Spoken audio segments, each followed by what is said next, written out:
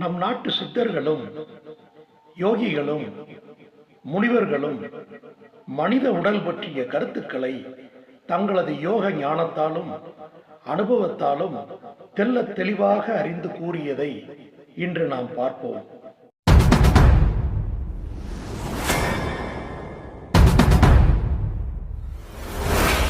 ஆண் சரீரத்திலிருந்து வெளிப்பட்ட சுக்கிலமும் சுக்கிலத்தோடு கூடிய அக்னியும் ஸ்திரியின் கருப்பை நாதத்தில் கலந்து ஆண் பெண் ஆகிய இருவித உருவகங்களாகவும் ஓடிப்பாய்கின்றது.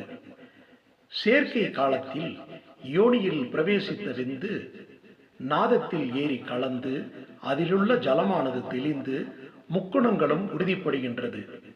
பிராணன், அபானன், உதானன், வியானன், சமானன் இவைதான் அது.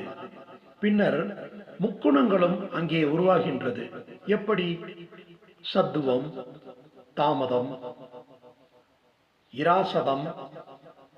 அதாவது சத்துவம் யாருக்கும் நல்லவனாய் ஞான குணத்தவனாய் இருக்கச் செய்வது.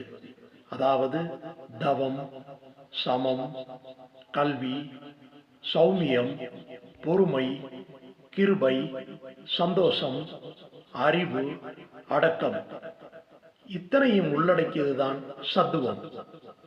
அடுத்து தாமதம் உண்மத்தவனாய் ஆத்ம குணத்தவனாய் இருக்கச் செய்வது.